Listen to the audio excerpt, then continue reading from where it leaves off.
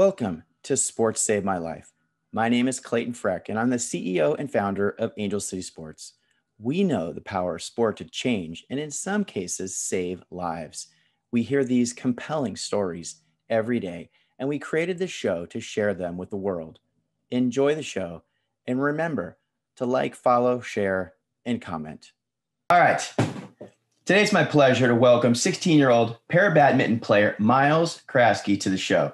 Miles was born in Lincoln, Nebraska, and raised in Yankton, South Dakota. He trains these days mostly in Omaha, Nebraska on weekends. He was born with achondroplasia, a common form of dwarfism. He's the second oldest of 6 siblings. Is that right? 5 siblings. 5 siblings. He's always loved sports, trying and competing in a wide variety of sports growing up, including baseball, golf, basketball, and tennis. And he honestly is a child prodigy in badminton. He started playing when he was 8. His first trip overseas was when he was 10, going to Ireland. And since then, he's competed in over 20 international tournaments, medaling in many of them across Europe, South America, Australia, the Middle East, Canada, the United States. And something that I'm excited about is that he won a silver medal at the Pan American Games in 2019. He's still in high school at Yankton High. And most importantly, the big drama today is tomorrow he will find out if he makes the U.S. team for Tokyo. So we'll get a little bit more of that. But thank you, Miles, for joining us. Welcome to the show. Thank you. All right, Miles, this should be an easy question for you, given that you're a real athlete.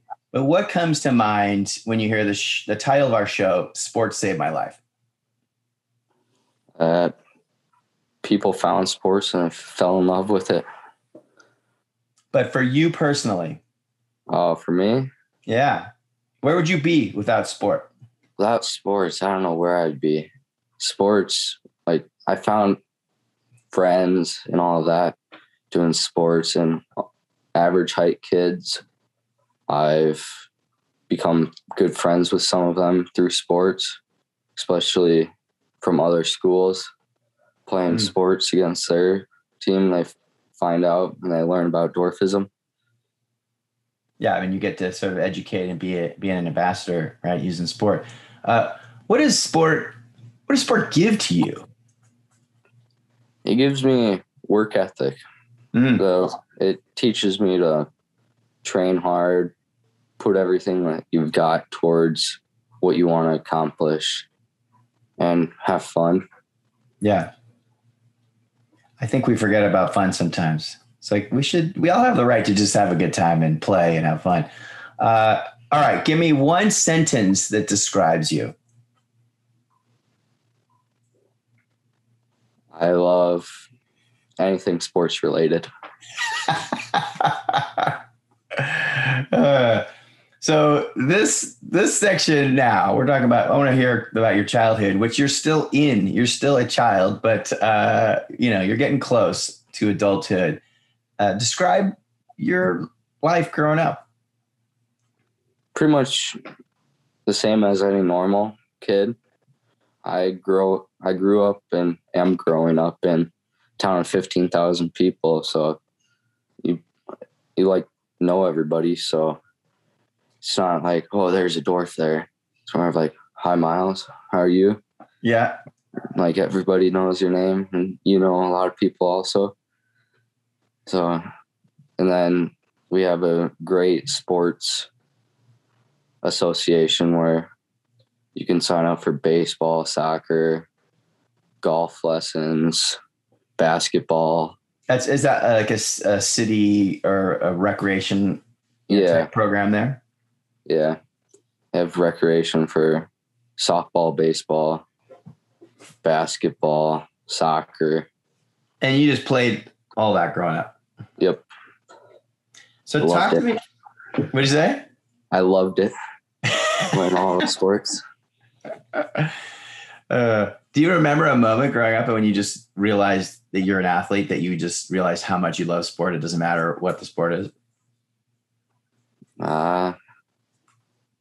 One time I had to miss like the baseball championship sort of for the rec league. And when I got back, I don't know where I went.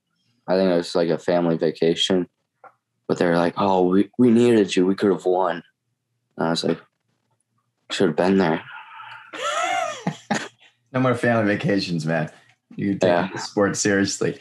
So talk to me a little bit about your parents. What are they like? My dad grew up doing a whole bunch of sports. He came from South Central Nebraska, very small town. Probably never heard of it. What's it called? Lexington, Nebraska. Never heard of it. And he did track, football, basketball. And then my mom grew up in Huron, South Dakota. She did golf, basketball, and volleyball. So they both are pretty athletic. And they brought all of us kids up as being athletic. Mm-hmm. So how is it? Let's talk about your parents. Is your condition hereditary? Nope. 80% of all people with dwarfism come from, or not dwarfism, but achondroplasia come from average height parents. So both my parents are average height. And your siblings too? Yep. I'm the only one that has dwarfism. So you used it earlier. I've never heard this term, average height. They're average height parents and you have average height siblings. Yep. But they're athletes. Yep. In South Dakota, you can play varsity sports as a 7th grader. And all of my siblings, except the youngest, which will be going into 6th grade, all played varsity. And my brother, he won state tennis for singles and doubles as a 7th grader. Are you serious? Yeah. So expectations are high in your family. Sort of, yeah. So when you guys go to like the bowling alley or something, is it hyper competitive? Yeah, we always want to beat each other at whatever we're playing. What's the age gap between your siblings and you? My older sister, she's gonna be 20 next year in February, and then the triplets were born in 2007 in July, so they're 2 years younger. And then the youngest was born in 2010, so he's about 4 or 5 years younger than me. So everyone's pretty compact within a 10-year period. Yep. And what's the battle like for you getting your share of attention from your parents? I don't know. I'm not usually at home. I'm usually out doing something with my friends or my siblings, playing sports, or just fishing. Really? Yeah. Where do you get to go fishing? Is there like a local lake or something? Yeah, the Missouri River. We have a dam there, which I usually go fish by there with my siblings. We always want to catch the bigger fish. And then do you bring the fish home and eat them, or you catch and release? No, we catch and release because most of them are Asian carp, which are invasive to the waters. So you catch them, but you put the invasive species back in the water? Yeah, because throwing them back on, or like letting them sit out to die, is illegal. It's illegal. Oh, it's interesting. Yeah. But if it's an invasive species, they don't want to get rid of them? I don't know. In one of our lakes, they put poison. What is that? In one of our lakes, they put poison and killed all the fish. Even to if get rid of this fish? Yeah. That doesn't sound like a good idea. No, it's a small lake, though. And they replaced some of the fish, but they aren't very big. That's crazy. So when you were younger, especially, I'm imagining with all those kids, it was a little bit chaotic in your household. Yeah, our mom always wanted us to go outside or told us to get along and stuff. Do you have a neighborhood where you you feel safe and you guys can just kind of open the door up and the kids go play? Yeah, about 4 years ago now, we moved to a little bit bigger house a mile away. And at my old house, our neighborhood, there are a ton of kids that were our age. So every day we'd go out, play basketball or football and do that. But now there aren't very many kids our age in our neighborhood. So we have to get along with each other. What are your parents like? Are they strict? Are they chill? They're sort of strict because they want us to be polite and work our hardest. So other than working hard and being polite, are there other values that they're trying to instill in you guys? Yeah, to put just to be polite to everybody, accept everyone, to always be thankful. Yeah, gratitude. That's a good one. Your parents sound good. I did talk to your dad when we were setting this up, and he seemed like a really, really cool guy.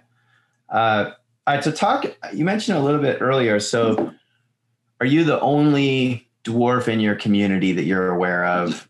That I'm aware of. I'm the only one.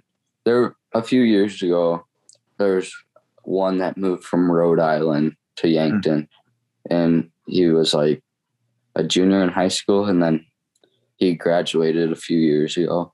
So I'm the only one that I'm aware of right now. So that's kind of a cool statistic. So it's one in, what'd you say, 15,000 people live in Yankton? Yeah. So you're pretty unique. You said earlier that people just sort of knew who you were. And I do have a theory about raising a child with disability, which is that small towns are better. Yeah. Because they just get known the same way you are, and they don't have to explain themselves. And that just gives them a little bit of window to kind of build the self-confidence up. What do you think of that theory? Do you think that's I think good that's theory?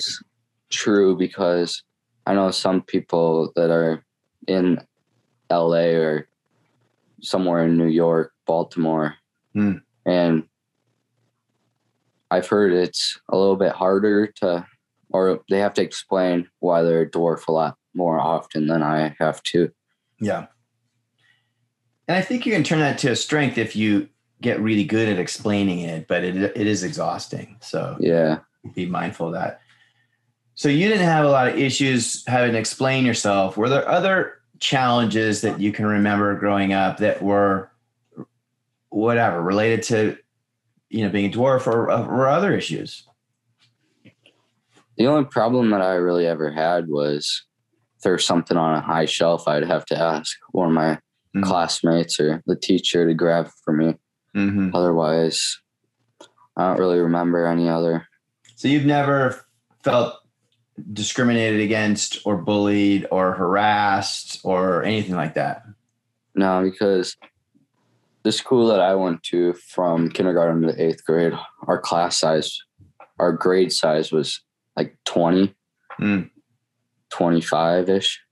And then once I got to high school, now there's 200 kids in our grade. But nobody really, hey, look at that door for like any of that. It's just everybody keeps to their own business and stuff. I mean, that's a real blessing. Yeah. I mean, it sounds like your parents are doing a nice job raising you, but also just being, locating the family in that town.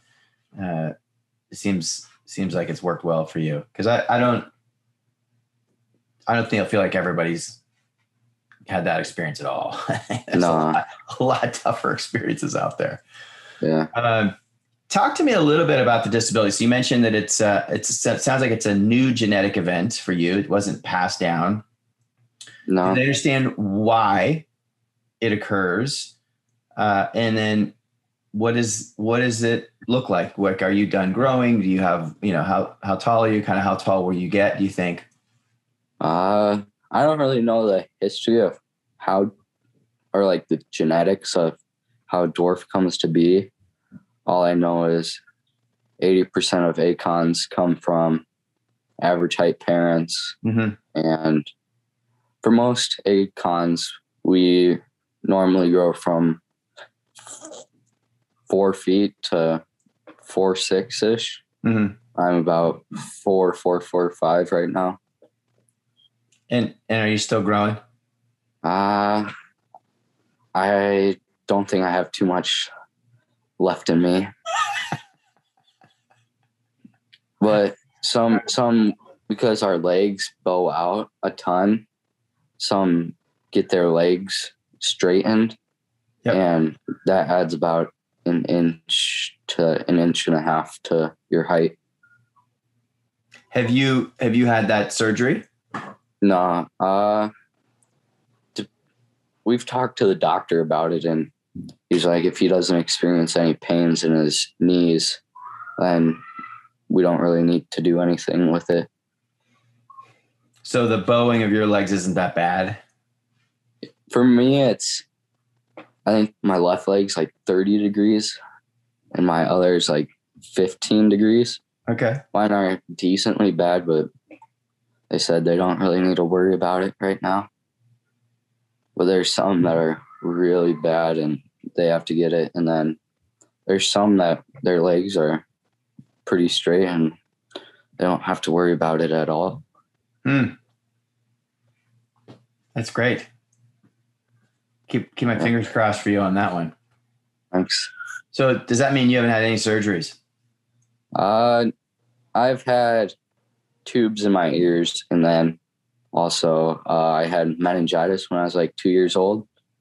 So they put it like tube through my neck, and I don't know. It's too young to remember. But you survived that. You didn't lose a limb or anything. Nope. I mean, it's lucky. Yeah. Be thankful for that one. So talk to me about, most of the guests have been adults. And so I had them walk me through, all the stages of their youth. And what I'm really interested in is the self-confidence, the level of self-confidence along the way. And, what impacted that for better or worse. Talk to me about self-confidence. Have you always been a confident kid? Where does it come from? I don't know where it comes from, but I feel like I've always been sort of confident. Just growing up, continuing to know more people in the community gives me more confidence because I don't have to worry about people making fun of me or anything. So that's probably why I'm decently confident. Yeah, because you just you haven't had to deal with any haters, I guess would be the word. Yeah. That's great. What would you tell the parents of a child born with ACON? ACON, right? Am I getting it right? If you're talking about somebody that has achondroplasia, you call them like an ACON. If you're referring to like the term like achondroplasia, I don't know. I'm gonna get my terms right here. So what do you tell the parents? Probably just raise them as if they were an average height kid and make sure they know how to explain and don't let explaining bring them down at all. Just let it grow with them and be I don't know. No, that's a good one. Make them more aware of it. If I asked your parents the same question, what would they say? What would they say? They probably say raise them like a average height. So they're a little more careful with football because our necks are more. The neck tunnel is more fragile, or I don't know what to call it. The collarbone, or I don't know. Our necks are more fragile. I'll just say that. There you go. So did you ever feel like your parents treated you differently than all your siblings? Nope. Not really. Except my brother got to play flag football and I didn't. You got to play all these other sports though. You probably play more sports than your brother. Yeah.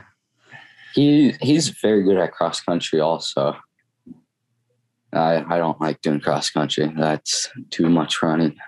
Me neither. I don't like running at all. So cross country is not even a thought to me. I'd like to take a quick break to show you how you can get involved as a volunteer with Angel City Sports. Are you interested in supporting Angel City Sports? We're seeking volunteers to help organize clinics and events, as well as support our athlete outreach efforts, marketing and media, and even fundraising and development. All skill sets and backgrounds are welcome in support of our mission to provide free adaptive sport opportunities for children, adults, and veterans with physical disabilities or visual impairments. For our younger athletes, we welcome you to join the Angel City Youth Leadership Council. Middle and high school age students are eligible to join the Youth Leadership Council, where you will learn about the disabled community by working side by side with our athletes and acquire important skills such as teamwork, leadership, philanthropy, and event management. To sign up for our volunteer newsletter and stay up to date on all upcoming opportunities, visit angelcitysports.org. What's your friends circle been like? You know, you mentioned you've got friends from different schools and kind of different parts of town. Have you been able to build a crew of friends that have sort of stayed with you most of your childhood, or has that evolved as you've changed schools and stuff? It's pretty much stayed the same since I did middle school sports with the other school, and we all became good friends, and we've stayed together through high school so far. And I also have quite a few friends that are dwarfs from around the country that we stay in touch and stuff. It's always nice seeing them at LPA conferences. So how important are your friends who are dwarves to your self-acceptance, self-confidence? Are they pretty important part of your? They're pretty important because I get to listen to what they've experienced, and also we can relate to each other with everything since we're the same height and stuff. So we always have a good time at the LPA conferences and the DAAA games. And LPA is Little People of America, correct? Yep. I want to get into terminology in a sec, because I think for people who don't understand this community, we can be a little gun shy about what terms to use. So I want you to help us understand that. But yeah, you should never use the M word, which is midget, because that's offensive to all dwarfs. Yeah. And if you're referring to them, you can either say little person or a dwarf. Those are the two terms that we like the best. Yeah. Okay, good. So you're still a teenager. I think you might have a little bit of free time, although you're probably pretty busy with training. But what are your hobbies? Like, let's say you got a day off of training and nothing to do. What day off of training? Where do you go? What do you do? Hang out with my friends and go fishing probably. And then I probably during the evening play some video games with them. And during the day also we usually go to the gym and play basketball or football. Nice. But you don't tell your parents you're playing football. You just tell them you're playing basketball. We usually play two-hand touch or just throw the ball around. What are your favorite video games? Usually Call of Duty sometimes, and then NBA 2K and Madden. I like those two games. Which one are you the best at? Probably Madden, because my brother the last time I played my brother, I beat him in both games. But usually he always beats me. I always get mad at him.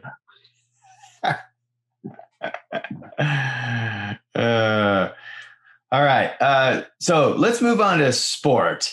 And I mentioned at the top of the show, I mentioned all the sports or many of the sports that you played. Talk to me about when you were little, before you found, adaptive sports, it sounds like your parents were athletes that were kind of putting you into lots of different sports. Talk to me a little bit about the early journey, and then kind of talk to me about finding adaptive sports. And I know you tested a lot of different sports out and somehow found your love pretty quickly. Yeah, when I was like 3 or 4, I started playing youth soccer with the average height kids. And then when I was about 4 or 5, I went to my first DAAA, and all they had was, it was in Nashville, and they had little soccer for us just for fun, and then a few track events. And DAAA is what? Dwarf Athletic Association of America. Right. And then ever since then, I've gone to most of them. And once I turned 7 was the first year I could do all the sports, and that was 2013 World Dwarf Games. And that's the first time. Before you were 7, you had to just do a couple of the fun little games on the side. You weren't able to do the main sport. Yeah. And that, when I was 7, that was the first time I found badminton, and I loved it. And I did it every year since. And at the 2013 World Dwarf Games, I also did basketball, soccer, curling, bocce, swimming, and flag football, I think, and floor hockey. It seems like you were busy. How long does the DAAA games, does that go for a week straight? Yeah, about a week straight. Yeah. That's awesome. I got to attend one of these days. Maybe I'll come with you. I'll carry your bags.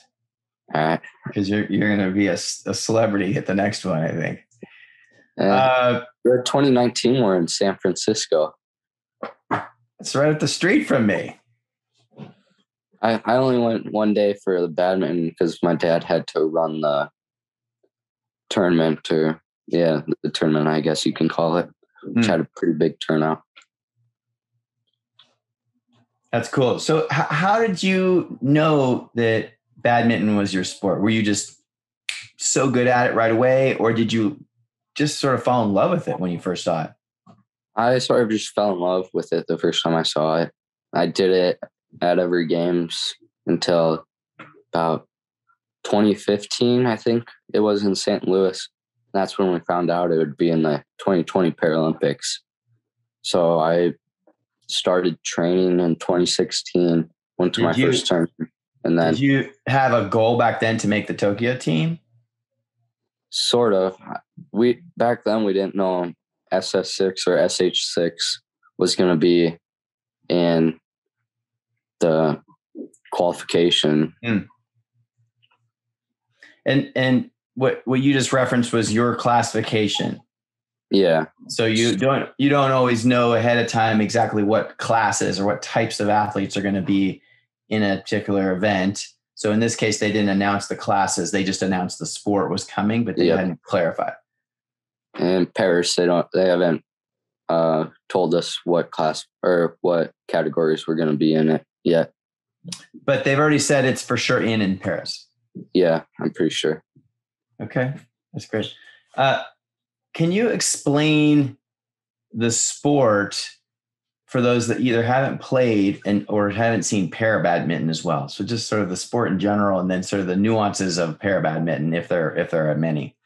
There's 6 classes, 2 wheelchair classes, 1 lower limb, and then 1 almost full limb, and then an arm disability. One of their arms is either gone or they can't use it as well. And then SH6, which is mostly dwarfs. So you're playing against other little people, but I know you've historically also played against average height players. Yeah, I used to do junior tournaments, which were with average height kids in Chicago, because that's like the closest badminton hub, if you want to call it that, where a lot of people play. And for SH6, we play on a full-size court, which is 44 feet long, if you include both sides. Then I don't know the width. And just explain the sport in its simplest terms. If anybody hasn't played before. You have a racket and you want to keep it over the net and not let it touch the ground and not hit it in the net. So how big is the court, more or less? 22 feet in the length, and then probably 17 to 20 feet in the width. So each side of the court is about 20 by 20. Yeah. Yeah. Okay. And how high is the net? 5 feet one at the poles, which are on the ends, and then 5 feet in the middle. Okay. And describe that day that you first tried it, and you said you kind of fell in love. What about this sport appealed to you?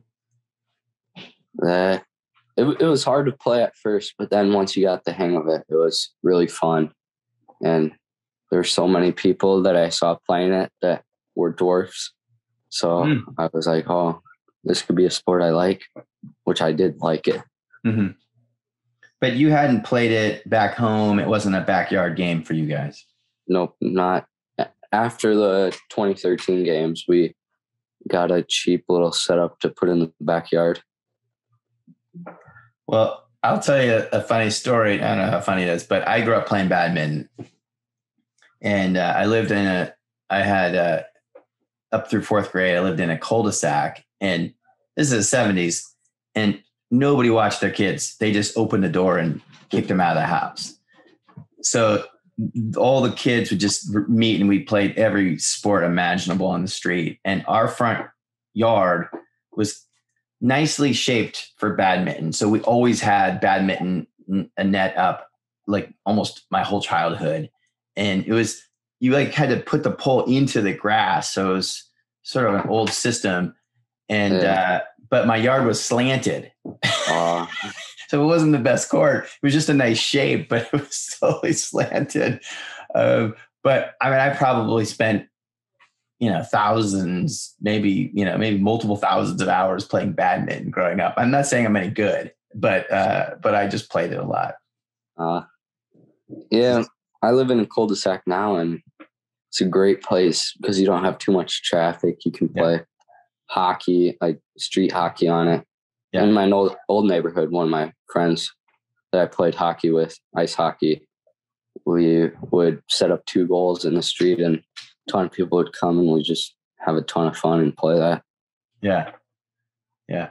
You're a little bit of a testament to this, I would say, more recent theory in sport, which is, if you want to become an elite athlete, you actually need to avoid specializing as long as you can and play just lots of different sports and let your body develop and let your brain develop. Because, you just sound like an athlete. It seems like you could probably do well at almost any sport you put your mind to. Thank you. And, you just happen to have chosen badminton. So yeah, I feel like you're kind of proving that theory just because you're specialized, but you're still kid. You're still playing all these different sports and you played a lot of sport growing up. That's cool. Tell me about, you've had a pretty illustrious international career already. I was looking at your resume and it's like, man, you've seen the world carrying your badminton racket.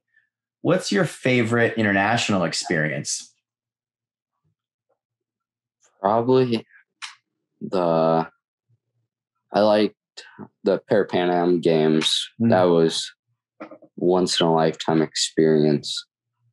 Also, the different European countries, those are nice because it's so quiet over there and you don't have all the traffic.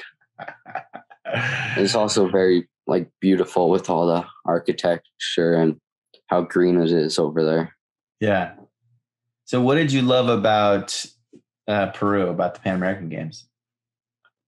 that there are so many athletes with disabilities and you could relate to them, and that they were the best para athletes in the Pan Am zone. Yeah. What was the village like for you? Because my son Ezra was there. I mean, you two were probably two of the youngest athletes there.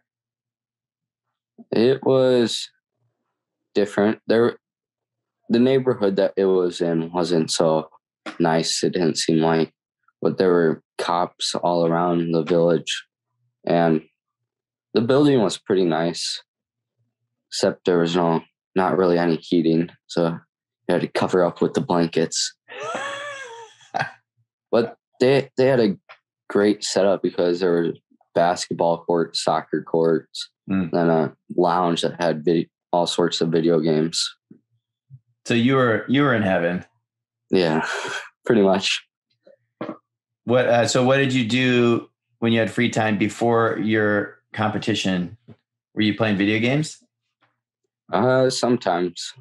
Me and one of the SL4s, which is the lower limb, we would go and play soccer pool because there was like a little setup for those like pool with mini soccer balls.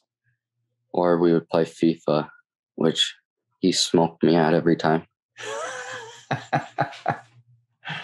So did Peru get you excited about the idea of possibly making the Tokyo team? Yeah, it got me excited because I was like, this is awesome. Once in a lifetime experience. So lucky to be able to have this opportunity.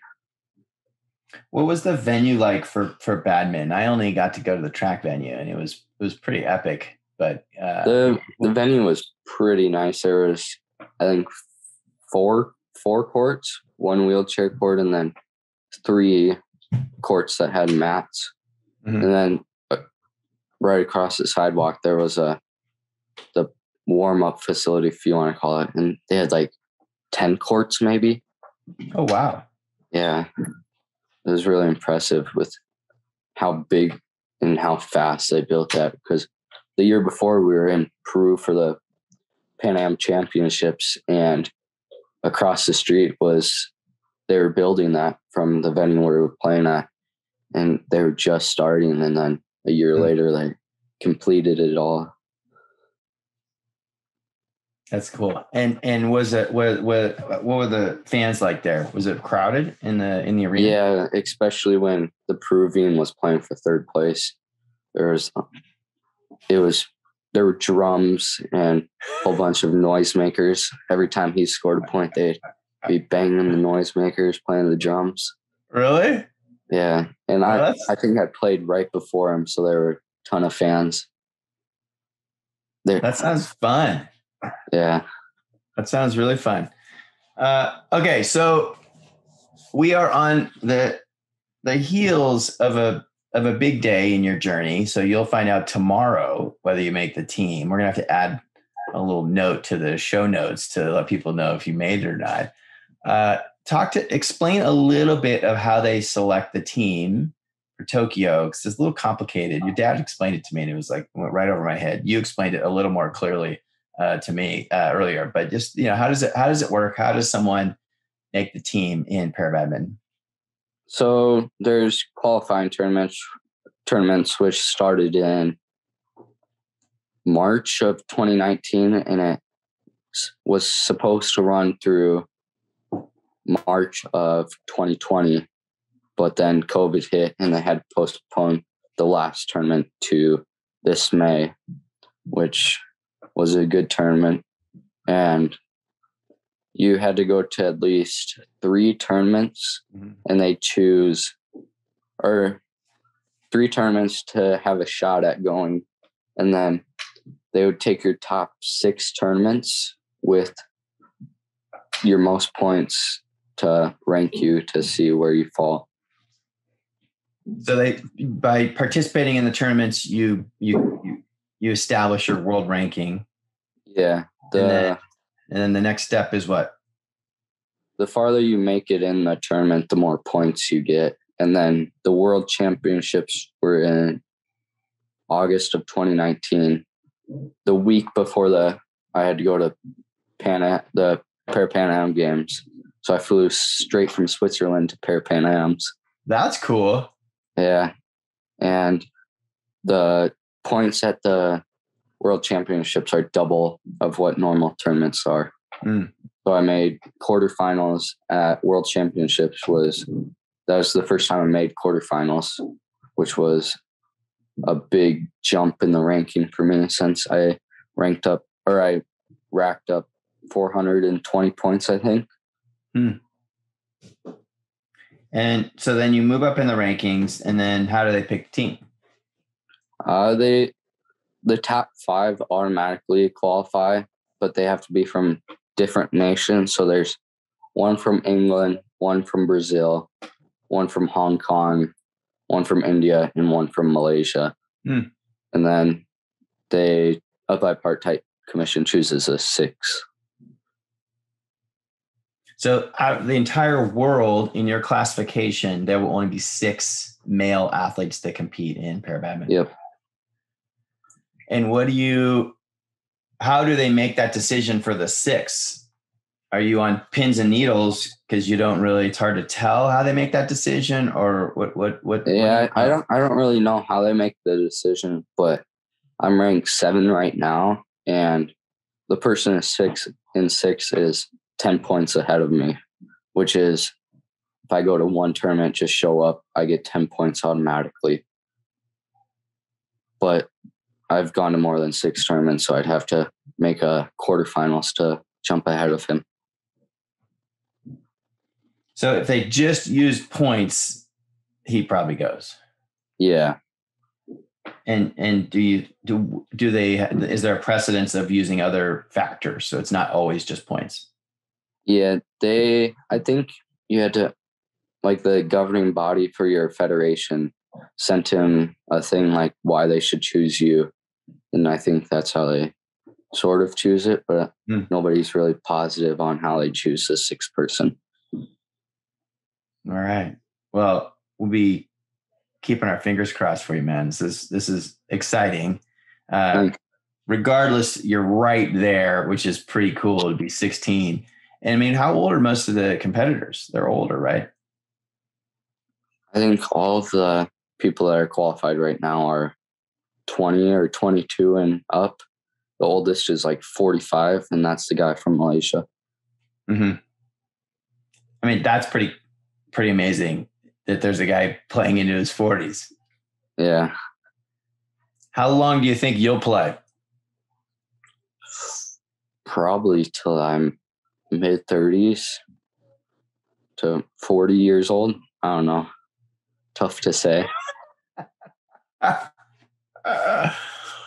right. So it's related to that question. What do you want to do with the non-sport part of your life? What are your longer term hopes, dreams, and goals when it comes to career, family, stuff like that? I have no idea what I want to be. I thought I read something that you wanted to be a doctor or a dentist or something. Yeah, I sort of want to be either like a PE teacher or some sort of doctor, like an orthopedic surgeon or an orthodontist or a lawyer, maybe. Do you have good, steady hands to be an orthopedic surgeon? Decently. I've had knee surgeries, and my doc who did two of the 3 knee surgeries is a younger guy, and he goes, "Hey, Clayton, why did you choose me out of all the surgeons?" And I said, "Doc, hold your hand out." So he puts his hand out like this, and I put my hand out. His hand is like this big, beautiful hand, perfectly still, and my hand is like just got a little wobble in it. I'm like, I don't want the guy my age inside my knee. Because I know your hand starts to shake when you get older. Let's take a quick break to learn more about the Equipment Loaner Program at Angel City Sports. Part of our mission at Angel City Sports is to eliminate all barriers to participation in adaptive sports. Providing free adaptive sports equipment is a major component to this objective. Each individual piece of equipment can cost more than $3,000. Can you imagine if running shoes cost that much?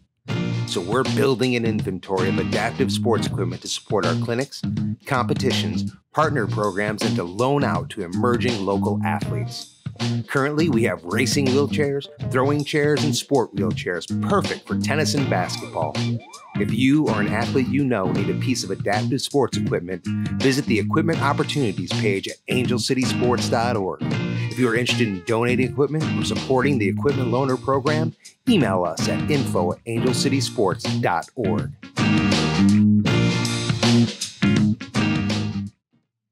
All right, so let's move on to the soul searching part of your journey. What's something interesting or fun that I don't know about you?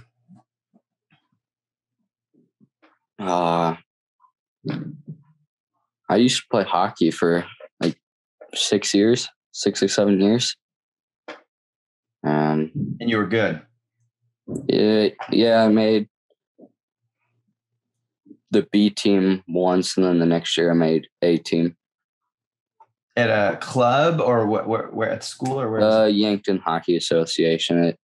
It's sort of rec, but not really rec, and it's not a school sanctioned sport either. Mm-hmm. And when you look around the country, are there many little people that are playing hockey? I know a few, and they're from New York, mm-hmm. and he's really good. That's cool. All right, what would you say your disabilities taught you? Probably to try everything and ask for help if you need it, but try doing it on your own first. I don't feel like you need a lot of help with anything, but other than what you said earlier, when things are on a high shelf or something, when else are you asking for help? I don't ask for help too much at home unless it's on a shelf. But if it's in like the kitchen, I can climb up onto the counter and grab it if I need to. Do your parents like when you climb the counters? And sort of. They don't really mind. But if I usually go on my knees, otherwise I just bring a chair over from the table and hop up on that. Yeah, because kitchens aren't designed for little people normally. No, they're usually about our chest height. It's like the countertop. Yeah. All right. So I know you're only 16, but what are some, I call them lightning bolt moments in your life where something became really clear or you changed direction? You know, I mean, we talked about falling in love with badminton, but is that one? Are there other moments where you're just like, oh, that's what direction I'm supposed to be going, or this is what I need to be doing with my life? Not really any that I remember, since I've grown up with sports and I've always done pretty well with sports. Mm-hmm. Yeah, you've had I would say a pretty blessed childhood, being able to play sports, small town, everybody knows you. It's a pretty good story, pretty good journey. Have you sort of failed at anything? Not that I know of. Always tried my hardest. And I love this. What about stress? Anything stress you out? Probably waiting to find out if I made it or not. So we've got you a peak stress day. Pretty much, yeah. Cool. When you look at, I'm excited, man. It's a historic day for us, right on the day before your announcement. What accomplishments are you most proud of, sport or otherwise? Making the court. Could you repeat that? Just accomplishments that you're proud of. Probably doing pretty well in school, and then quarterfinals at Worlds, winning singles and doubles in 2016 for the Pan Am Championships. In the past 2 years, I've silvered not the past 2 years, but the past 4 years since the Pan Am Championships are every 2 years. Getting silver medal at those, and then back-to-back gold medal for doubles. Also the silver medal at the Pan Am Games. Yeah, you've done well. Do you have a wall where you hang all this stuff? No, I have a little hanger in my closet that I hang all my medals on. There you go. So when the reporters come over, you just pull the hanger out, show them all the bling. Do you have a life philosophy or a quote or saying that kind of keeps you grounded, that kind of keeps you focused? Probably, I don't really have one right now. Probably put your mind to it and achieve it. Mm-hmm. Work your hardest for it. So let me say this another way. When you have a bad day training, a bad tournament, a bad result, what do you tell yourself to rebound? Work harder and achieve it. You got it, or you can do it next time. So you don't get too hard. You're not too hard on yourself. You just look to. I'm pretty hard on myself. You are. A few times I've lost pretty close matches that were pretty big matches. Also, yeah, and I've cried after them. Yeah. I mean, hey, there's a lot of crying in the Olympics. These are adults, so it's that feels pretty natural to me. Yeah. What do you think your purpose is? I don't really know right now. Probably, yeah. I don't really know what my purpose is right now. Where do you get the most joy in life? Family time and training on the courts and hanging out with friends, usually. Mm-hmm. Great. All right. So when I look to the future, you're going to compete for the next 15 to 20 years. Hopefully, yeah. 15 to even 20, 25 years if you go there, right? Yeah. If you go to 40, if you go to your early 40s, so you could be competing for another quarter of a century. We will expect you to be a doctor, a dentist, or a lawyer. What am I missing? Or a PE teacher. Or a PE teacher. What else are you adding into that future vision of where your life is going to take you? Probably raise a good family and raise in the church also. Mm-hmm. So religion's an important part of your family. Yeah, I went to Catholic school from kindergarten, from preschool actually to 8th grade, and then that's all I have for Yankton is K through 8 pretty much. Okay. And who do you consider your mentors or people you look up to? Probably my dad and my coach, because my coach has always pushed me to do my best and try my hardest. Yeah. And my dad is the same way. You changed coaches recently, or 2019. Right, so a couple of years you shifted coaches. And this the coach you're with now gives you that right amount of push, not too much, not too low. Yeah. That's great. All right, amazing. I'm excited to see where your life takes you. I'm really excited to hear the news. Keep my fingers crossed for you tomorrow. Before we wrap up, I want to give you the microphone. Is there anything we haven't covered? Anything you want to say? A message?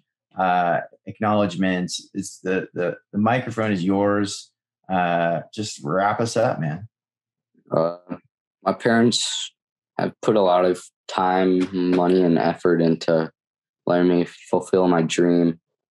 And my coach also has put in a lot of time, because during the summers I usually train with him morning, evening for about a week, go home for 4 to 5 days, and then come back for about a week and a half. That's great. And how can people follow your journey? What are your social media handles or website or whatever you?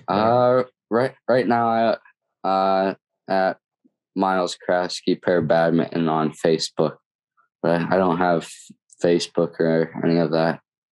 No Twitter or anything, or not. I have Facebook, not Instagram. I mean, I don't have Instagram or Twitter or any of that. But just on Facebook. Are you going to move into the other social channels, or you're good? Maybe, I don't know yet. I mean, your generation is not on Facebook that much. It's my generation that's on Facebook. Yeah. You're an old soul. My dad's doesn't really know yet if he's going to let me get Instagram yet or not. Really? Yeah, he doesn't want me to be on it a lot. Yeah. Yeah. Hey, your parents do sound strict. Yeah. All right. Well, listen, Miles, thanks so much for your time today. We're excited to follow your journey in the relatively new Paralympic sport of para-badminton. Looking forward to a 20+ year career, and excited for you. And just thanks so much for your time today. It was great to get to know you. And I extend a heartfelt invitation to come out to any of our kind of bigger events out here in Southern California, whether it's the Angel City Games presented by the Hartford, or, golf tournament, talking about a gaming tournament as well. You'd have to play in, so you'd have to beat out the community in order to qualify for the final spots. But that's something that we're kind of planning on the horizon. So, keep your eyes and ears out, man. We'd love to have you out here. Thank you. Thanks for having me. While it appears Miles did not get the bipartite slot to make the Tokyo team, I'm sure we'll be seeing him in Paris 2024 and LA 2028. In our next episode, para swimmer and bombing survivor Haven Shepard shares her fascinating journey with us.